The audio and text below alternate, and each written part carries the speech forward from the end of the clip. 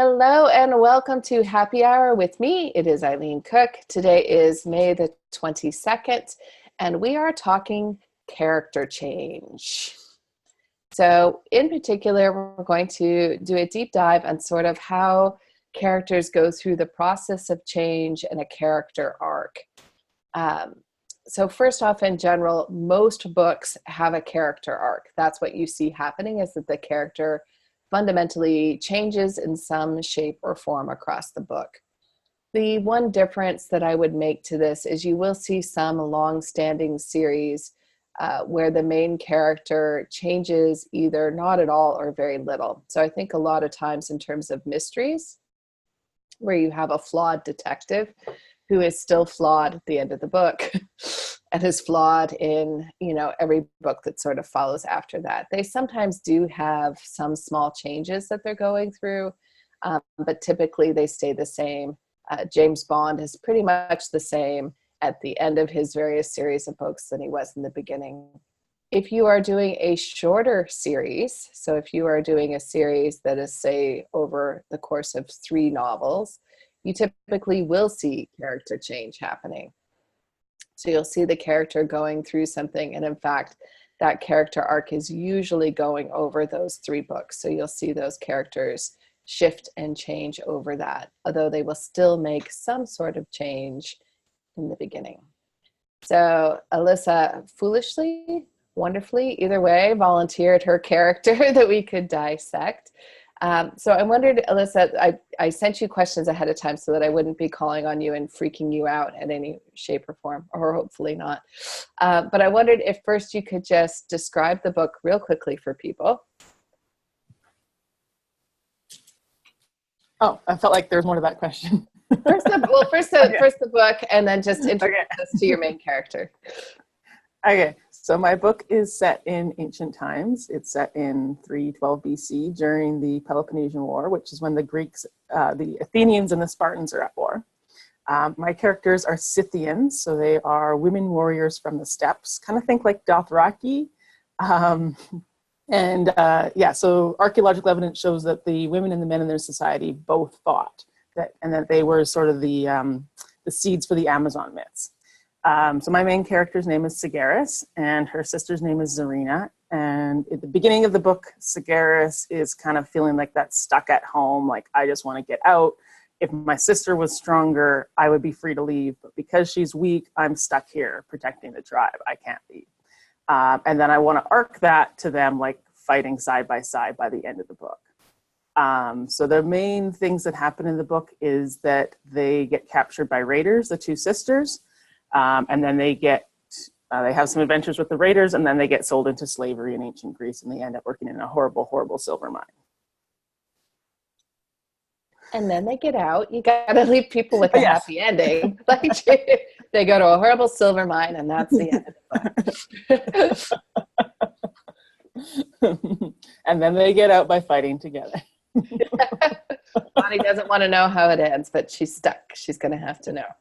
So one of the things that we talked about in last week's episode is that it's not just what happens to people, but it's their beliefs about what happens to them.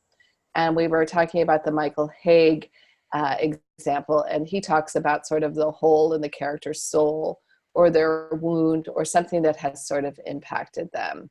So you started to talk about how Cigaris wants to go away.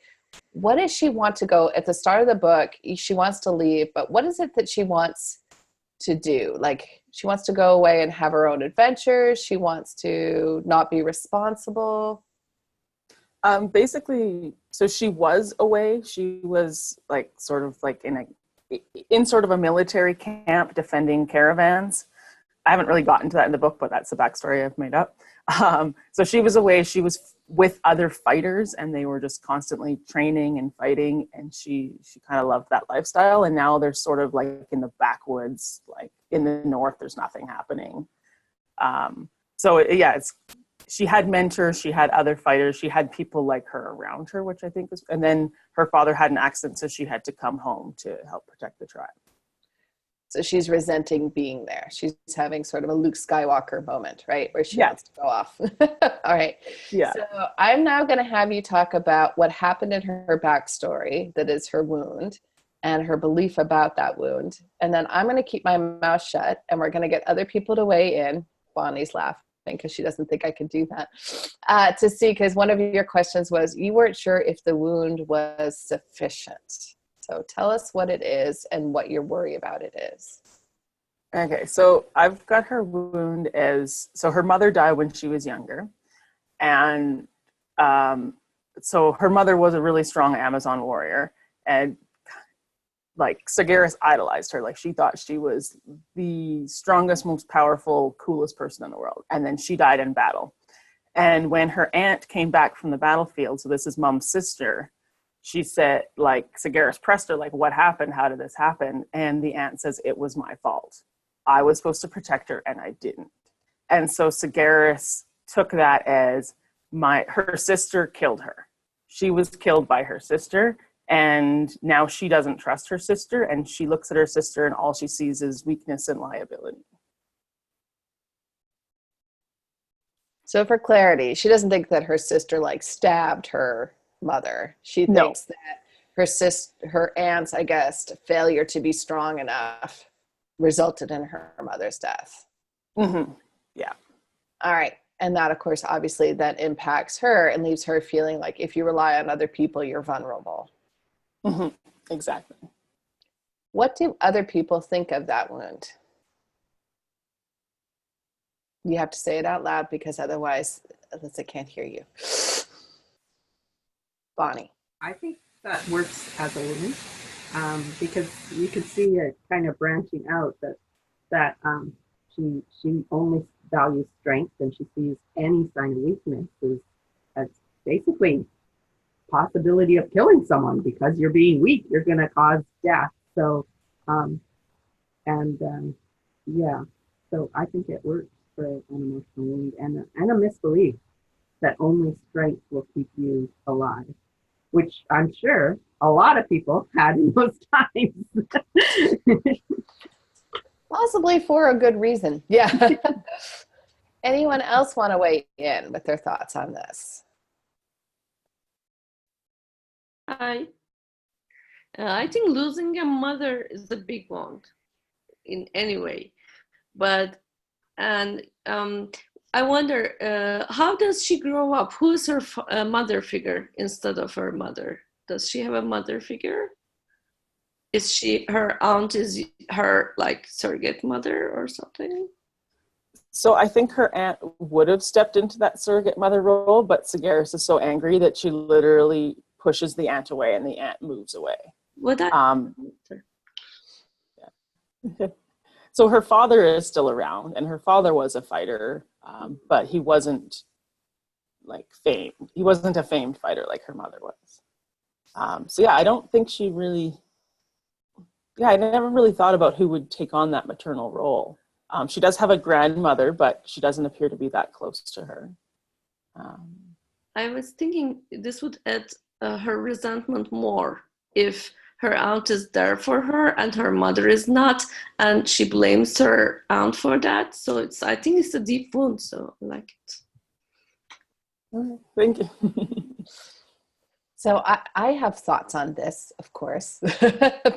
Everyone is shocked by that, but I have a few, so I want to kind of go through them. So I think the main one that you touched on, which is she now equates basically weakness with a threat, right? So if her sister is weak, then she herself is at risk or other people are at risk. And so she's going to resent that.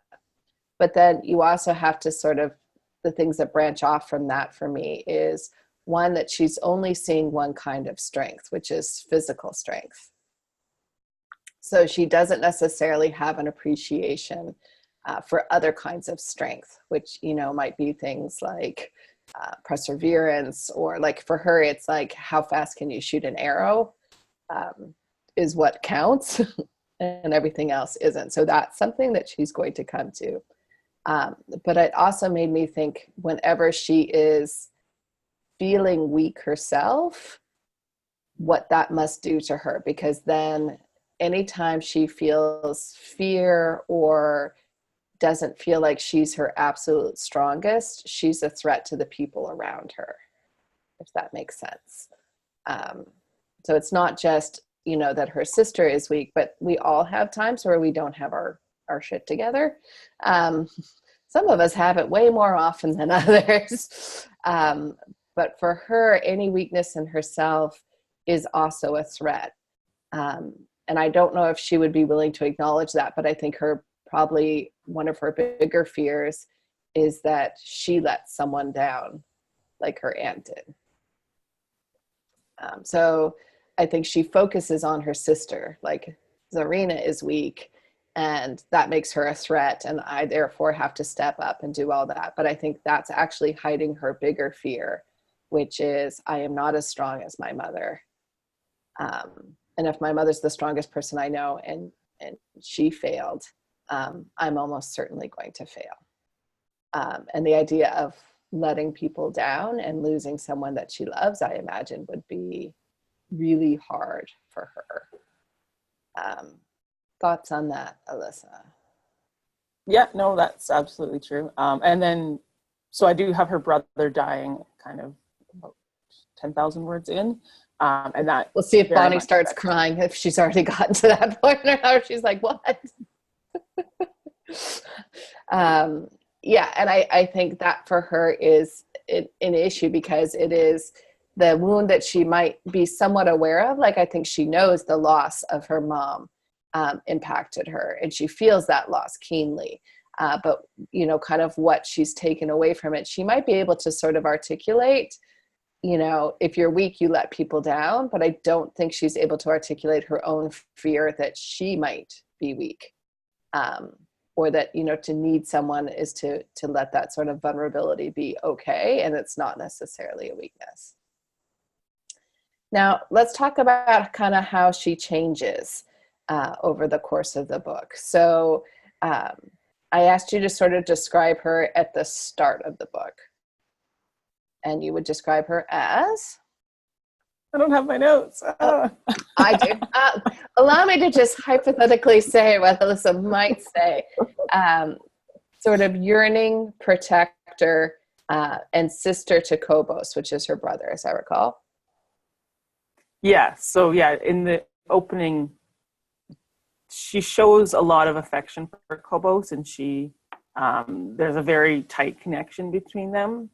And basically nothing but friction between her and her sister. And then I want to arc that to the end of basically Kobos's death, bringing them together.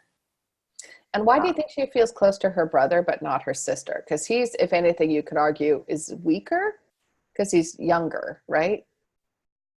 So what makes her like him?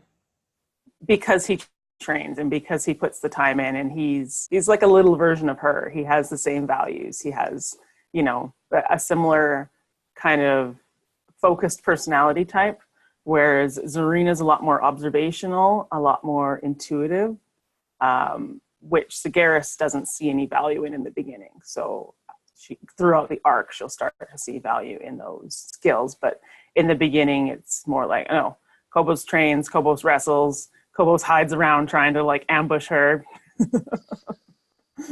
That sounds like a younger brother to me. Yeah, that sounds about right. Would you add angry?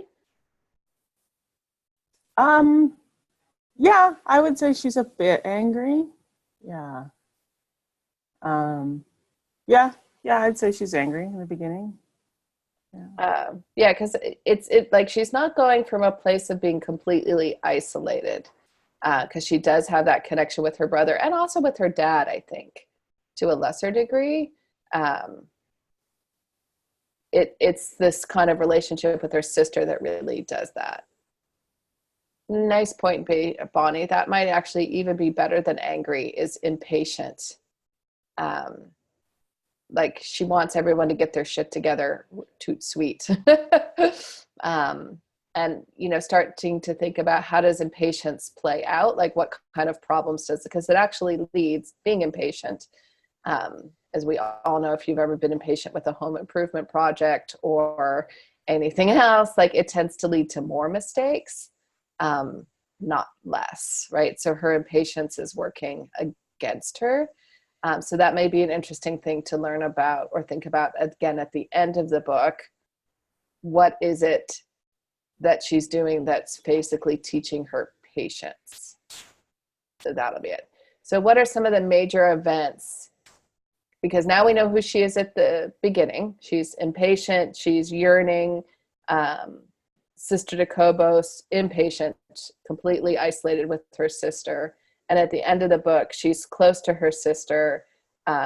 She still has that protector, but she is more, would you say, accepting of weakness? Seeing that there's different strengths? Where is she? I wouldn't say she's more accepting of weakness. I would say that she's a bit less quick to judge something as weak. So I think in the beginning, it's like everything that's everything that's not strong is weak. And then I think by the end, she's willing to accept that there's a bit more to the story. Yeah. Sorry, I got a delivery here. The reason that I'm having Alyssa do and think about this is I wonder if she has, like when I look at her list that she gave me, because I asked her for only 3. So she said yearning, protector, sister, and at the beginning that's to Kobos. And at the end she has connected, protector, sister to Zarina. So I'm wondering about other changes that she might be making over the course of that story to sort of change them up. So what I would say for people who are in the process of writing, being aware that Alyssa's all the way through a draft. So I think it is much easier to have these discussions when you have a full draft than it is to have these discussions when you are sometimes in the process of writing your first draft. Bonnie, how would you say your character in the Dragon books changes? Let's start with Gregor, the actual dragon. Who is he at the beginning and who is he at the end? Oh my goodness. This is hard, Alyssa. Gregor is, he's impatient. He thinks he knows everything. And he's trying to prove himself at the beginning. And at the end, I hope he's a little more patient. But we'll see. He is more willing to accept the knowledge of his elders instead of thinking, hey, I know the right answer. I can fix this. And what was the last one I said? My brain isn't working very well. Yeah. And he also comes to accept himself. And that helps him with his impatience because he kind of learns patience, learns to just wait a moment, listen to what other people are saying, and make a little more of an informed decision before acting rashly. Do you think some of that is, and I have, of course, inside knowledge because I've read the book, confidence? Yes. I think some of it is confidence. And probably the lack of confidence is what made him feel so, I know the right way. I know what to do. And yeah, that's where I wanted to kind of get at in terms of, I don't think that Gregor thinks that he has a problem with confidence at the start of the book at all. But I think as the reader of the book, that is his fundamental problem, is he doesn't really trust himself. Because obviously when you really trust in yourself and your own, you don't have a problem listening to other people because you know they may have something to add or to bring. It's when you feel insecure that you tend to seek that out. Yeah, which is why he tries to prove himself. It's like, yeah, trying to establish kind of who he is. Yeah. So what I was thinking about, Alyssa, is 2 out of your 3 words are the same for who Sagaris is at the beginning. So the protector and the protector. So I'm pushing to think what else in her is going to change over the course of that book. Bonnie, did you want to talk about how Becca changes? She's like, no. Well, Becca's easier. because I worked on Becca a lot more. She's basically a victim at the beginning. She just wants to please her mom and people please her without any real knowledge of what she wants. Yeah. And so she has to really learn to stand up for herself and to stop giving other people permission to basically beat on her, and to trust her own decisions. She's always had other people making decisions for her. So yeah, her arc's a little more severe and requires a lot more emotional, analysis. Well, what I think is interesting about that, they basically both have the same problem of confidence. It's just how they're dealing with it. So Gregor's going the one way of like, I got this all down. And he's just going to fake it till he makes it kind of thing, which is such a boy thing to do. Thankfully, there's no guys in today's office hours that just heard me say Sorry, that. But, yeah. But, for Becca on the opposite side, the confidence is sort of showing up as letting other people make those choices. Does anyone else in the group want to talk about what changes their character goes through? I know some of Lisa's as well, but I think she might be at work. So she may not be able to go on camera. I'm at work today. I'm in the home office today. So. Oh, well, there you go. Did you want to talk about your character's change? Oh, open my mouth. Well, at the very beginning, Bridget is, I guess she's very similar to yours, Bonnie. She starts off, very much a girl of the 21st century and is thrust back into an ancient time. So she's a fish out of water. And at the same time, she's also pretty insecure about who she is. And she knows herself only in the 21st century and what she can do there. But she's been taken out of time. And she's been taken out of time so that all the things that she kind of knew about herself wouldn't necessarily hold water. And then there was this deep insecurity about her own value as a girl that comes from being in a patriarchal society where she meets up with a matriarchal one. So by the end of the book, I think she's developed a great sense of her value and who she is and where she and what she can contribute and what she has to contribute, and a sense of her strength and honoring her strength rather than feeling shunned and out of place because she was a big girl and who was ridiculed for that, and then starting to see that all those things that she was sort of ridiculed for are actually tremendous strengths. So what's interesting is all three of you are writing YA novels, right? And YA novels fundamentally are a coming of age story. That's what we're writing, right? So what you can see is there is a consistency that's happening across all of those, but just in a very, very different kind of way. So I think it is really useful. And some people like to do it when they're starting a book, and that's part of what they're figuring as they're outlining the book is what's the change my character's going through. Other people, it's something that they're doing kind of in that revision process, but sort of asking yourself, who is my character at the start and who is my character at the end? And then what is it that sort of pushes them along? So Alyssa, you sort of hinted at one of the first big things that happens, which is her brother dies. But what would you say are some of the other major events, and how do you think those events challenge her belief? So when the raiders come, Sagaris has just lost her brother and she's just fought a lion. So she's pretty much unarmed when the raiders come. And then, so they're captured, but Zarina is able to save their tribe by lying to the raiders and basically bluffing the raiders to not attack their home. So that's kind of like, okay, well, didn't think that would ever work, but hey. So that's kind of like her first seeing that, okay, maybe there's something besides physical strength that can actually protect our people.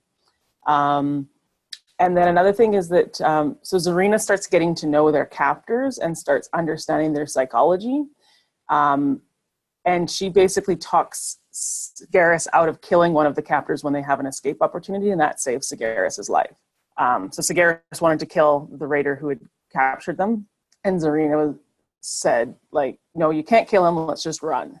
And then later they find out that, yeah, Sagaris would have died if, like, so they are recaptured. And if she had killed the captor, she would have been killed in punishment. So just kind of realizing that Zarina's observations, like sort of her cloud gazing tendencies, actually are valuable and produce knowledge that, and it, kind of all these things that Sagaris was pretty much clueless about, and realizing that those, where am I going for here? That there's value in knowledge, not just value in strength, I guess. You're muted, Eileen. Thank you.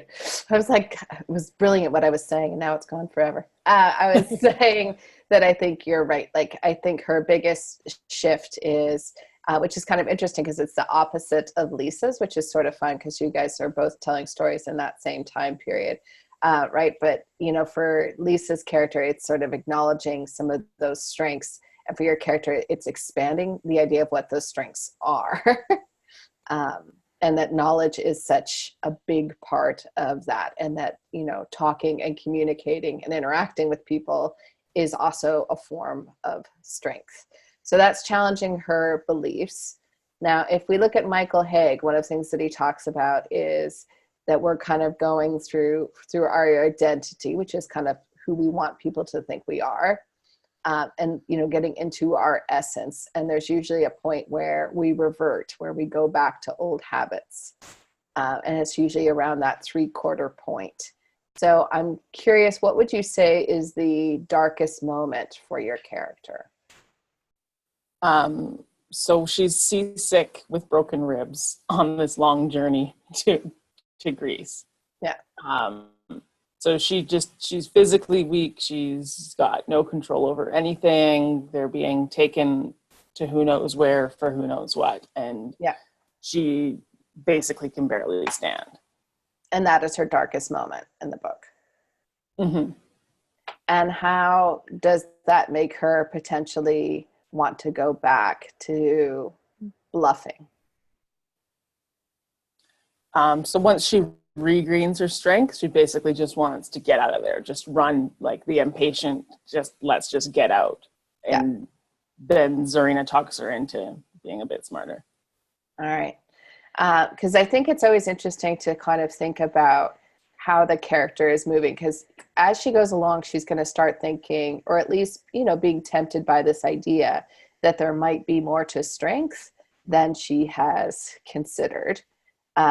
But then there is going to be some point for your character. And again, it is usually kind of that 3/4 point dark moment of the soul, if you like, the hero's journey and all those kinds of things, where it's going to feel like, I was trying to make a change and look, I was wrong. It doesn't work. It was stupid. So you might consider whether or not she tries to maybe take a step towards being vulnerable or trusting in others and feels like it goes badly for her. Like that she tried it and that it didn't work. And therefore I have to go back to being strong. Oh, yeah, I don't have anything like that. So that would be something to consider where, you know, like she's taking a couple steps, she's seeing her sister, you know, react in this way. And then something makes her think, no, that was foolish or wrong. So maybe her sister tries to negotiate something for her and it actually gets worse. Where she would end up feeling like, see, I knew I was right. You know, the fact that, you know, you can't always talk your way out of a problem, which, you know, fair enough, actually is true. You can't always talk your way out of a problem. But I think it's that idea of setting up some kind of hiccup. So your character is trying to change and then somehow goes back. So I'm going to pick on Bonnie again. Let's do Becca, because you say you feel more comfortable with her. What is her darkest moment in the book? She has two, but the darkest moment is usually the one that's more near the end, or is it the one that's more near the, okay, so then her darkest moment is when she basically is trying to please the dragon so much that she almost dies. Or technically she probably would have died if the dragons didn't save her. But as a human, she would have died. Yeah. And and so she realizes, and that's because she was still trying to please, and she just transferred her pleasing from her family to the dragon. Yeah. So looking again at some time where your character reverts back to their previous way of coping or handling things, will often give you an idea of how you can sort of play that out, and we can sort of see them. And then again, as the reader, we're like, no, don't do that. I think this is easiest to see in some kind of romance, because a romance arc is in a lot of ways kind of the most simple to see. So we sort of see two people. I like Cairo. Like, I need a man. Okay, I got one in the house. All right, so I've got, I'm in love with Cairo. There's something that's keeping me from fully embracing that relationship.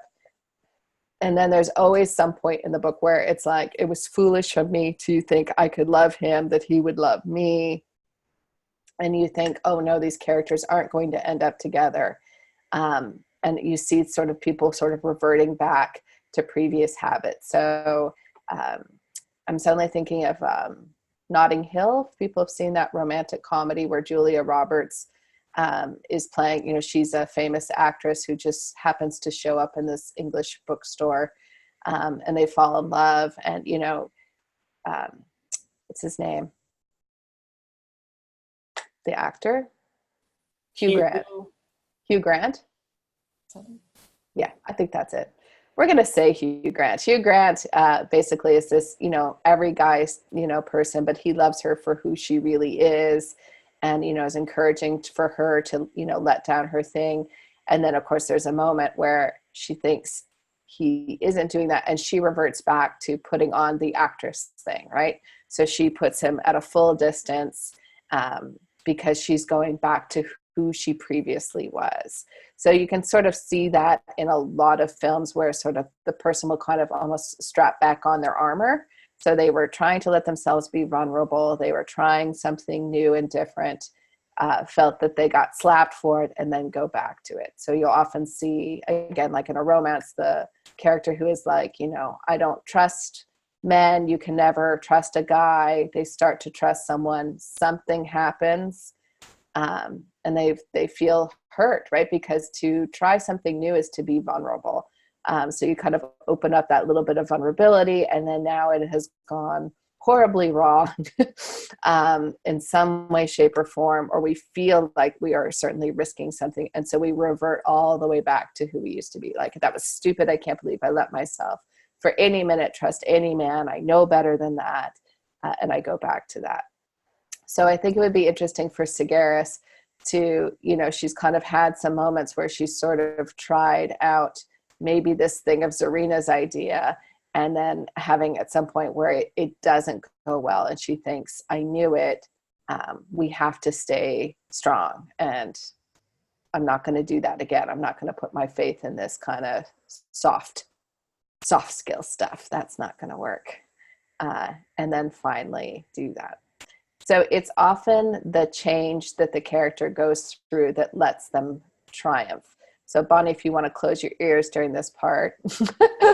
Alyssa, what is the final big scene for your character, and what is it that she does that allows her to triumph? Like the final scene? Yeah, like where she finally, well, it may not be the very last scene in your book, but the big climax scene where she has to do something that either she's going to win or not win, and what the book is. And does it require her to be this different person? That is, does she need to trust her sister, I'm guessing? Yeah, so there's, they escape from the mines, and there's sort of like a big fight going on, and Sagaris is like, okay, there's the guy we hate, let's go kill him. And Zarina's like, no, our plan is we're going to hide with the corpses, and then we're going to get taken out on the wagon with the corpses. We're sticking to that plan, come on.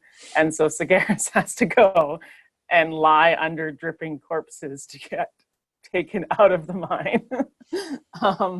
and then they escape, and then there's a fight after that. But because they were smart about it and took the sneaky way out, they survive and everyone else is killed.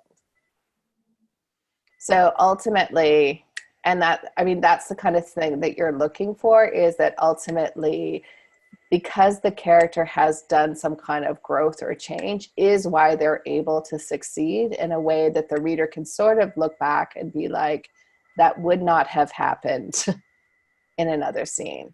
Lisa, did you want to talk through your character? Sorry, talk through what about my character? Like, what is the big change that they make at the end, and how did you show that they had made that? Oh, good Lord.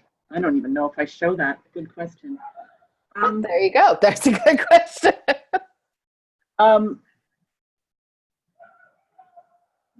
She goes through kind of quite a few things, because she wasn't like, she has to kill somebody, you know, that's a big step for her. She has to come to grips with killing someone. That I think she comes to a place of accepting the Amazons as her people, because she may never get home.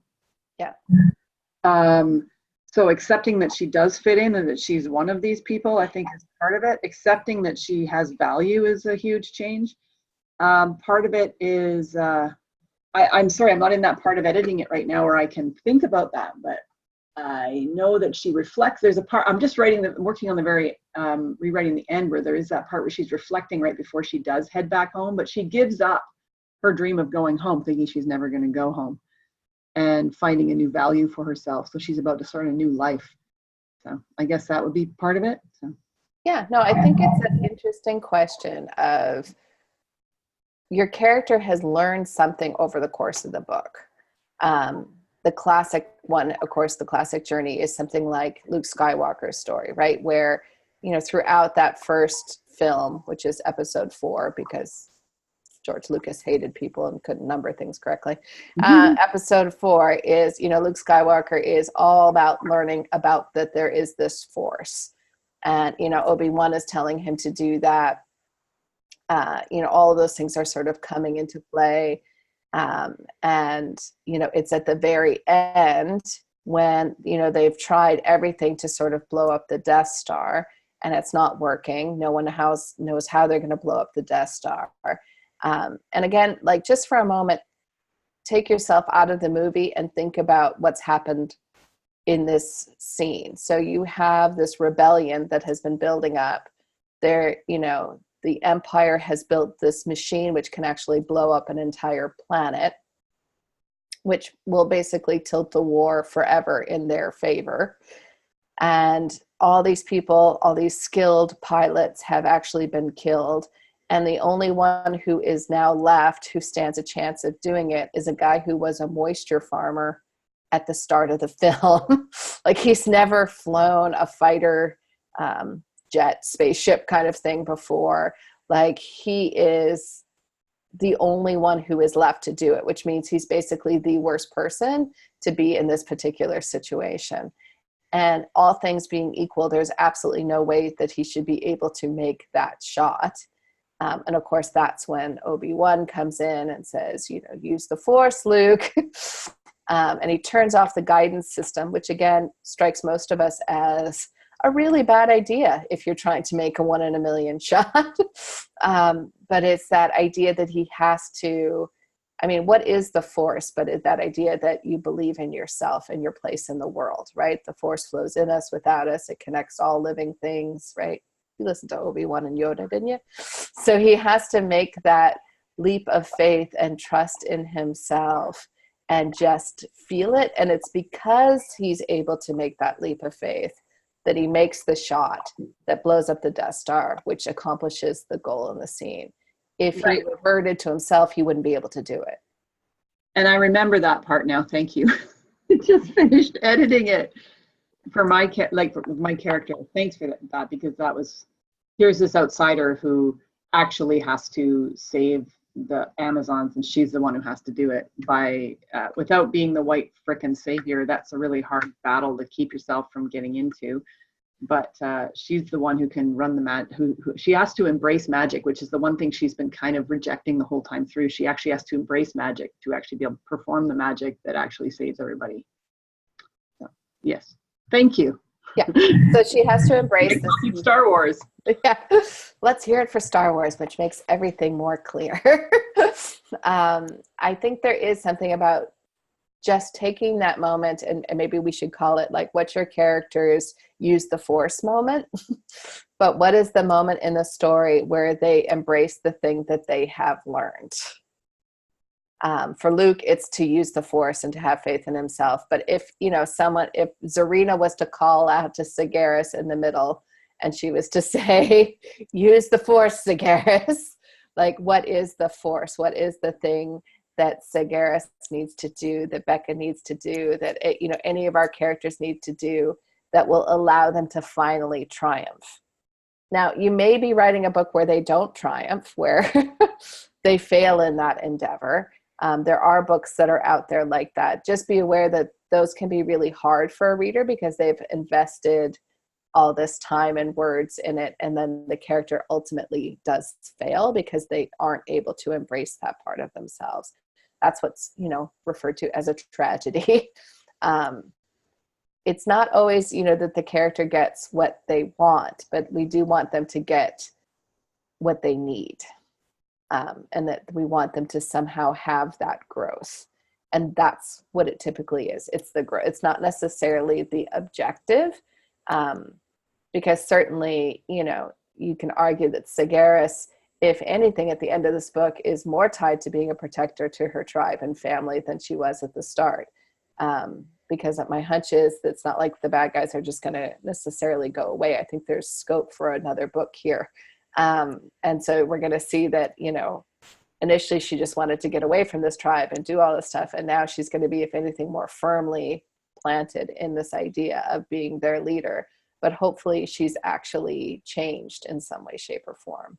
And as Bonnie points out, that is exactly it. That's what they need to win the climax. It's whatever they have to figure out. And it's usually that thing that gets them through that climax scene. It's what lets them blow up the Death Star. So what is their use their force moment? I'm going to steal that and use that all the time now. So that is character change. So really spending some time, who are they at the start? Who are they at the end? How is that different? And then how is that difference going to allow them to triumph in the end? Questions on character change and development? Bonnie. I have a question, mainly because in my previous books, I didn't really know the change until I got to the end of the draft. And then I was like, oh, this is what my character needs to be able to do. And so I was able to go back and revise it. But now I'm writing the second in the series. And so, I already have my character at the beginning. And sometimes it's a little tricky to come up with what their change will be before you write the story. So I was wondering if there's any advice you have on how to get, I guess, for some people, they know the ending, but the character arc can change that. So, and I do think it's interesting when I talk to people about writing is I think that people fundamentally come from one or two different perspectives. There are people who come into a story with a character and a very clear idea of who that character is and how they're going to evolve and change. And they're trying to figure out what things will happen to the character to motivate those changes. And I think there are other people who come the other way, which is they have an idea of what the story is about, but they're not certain how that's in fact going to change the character. And I don't think either of those are right or wrong. And I think there's something to be argued for allowing characters to have some growth over the book that you may not know what that is going to be. So if you feel like you know what happens in the book, like you have some plot points to move towards, I would work towards that and understand that you might be then having to go back. I mean, here's the sad thing is, it means going back. So again, there are some people who will spend months in the planning stages of a book because they want to have this all figured out before they do it. I don't think it saves you any time either way. It's just which way you like to do it. For me, I often am writing myself into those characters, and it's only when I'm a certain point into the book. And for me, it's usually around that halfway point where all of a sudden things start to click together. And it's like, oh, now I know who this is. And then I have to go back and reinforce who they were at the start and who they were at the end. Otherwise, I think you can do some journaling and sort of thinking about that in terms of, you probably do have a pretty good sense of who they are. If you have an idea of kind of what you're building towards, thinking about what might actually then need to shift for them. What is the new thing that they have to learn? And that's no different than it is for real people. You know, like I turned 50 this year and I thought I had everything sort of worked out in my life. And then life threw me a few curveballs. And now I'm learning some new things as a part of that, right? And so that will change who I am at the end of this story. But then, you know, I think fortunately or unfortunately, there's still going to be more for me to learn that will happen in kind of the next sort of sequel of my life, so to speak. So no, I don't think I can make it easier for you, Bonnie, but I can say that don't stress about the fact that you may not know which one of those things you're at. Other questions about character change? Alyssa, do you feel more clear or have we muddied the waters for you? No, I feel more clear. And yeah, I think I didn't really have any reversions. And I think that's something that make it a lot stronger. And I also had this feeling like my antagonist wasn't doing enough in the third act. And I think that's something that would kind of kill two problems with one series of scenes. So yeah, no, that's really helpful. So thank you. Good. Yeah, and I think that idea of reversion is useful because there's that feeling of backsliding, right? So you've almost kind of crawled your way out of a hole. And just think of it in terms of real life. Like, we all like the idea that we're going like this, but we're usually going like this. And with any change, like if you think about trying to be more fit, you know, you're going to the gym, you're going every day, you're eating better. Boom, somebody has a party, there's cake, there's dessert, and then you might slide backwards before you kind of get back on that train. If you're trying to quit smoking, you know, you're out and then you have a cigarette with some people, and then maybe you're like, well, once I've started, I might as well keep going. So just whatever that is that sort of takes us back before we hopefully get back on the train again is a useful point. All right, so that was fun. It is fun to do with other people. So if other people are ever willing to volunteer, we can always do another sort of discussion on either plot points. Like if you're struggling with outlining, then you can certainly reach out to me. We can use it as a case study, but we can always come up with something to talk about in office hours. All right, everybody. So if there are any other questions on anything else before I set you free for the day. All right, we'll go get some writing done. Alyssa put in that reversion. Bonnie, work out that character thing, and everybody else. Have a good day. Thank you. Good day. Everyone. Bye, everybody. Bye. Thanks so much. Thank you.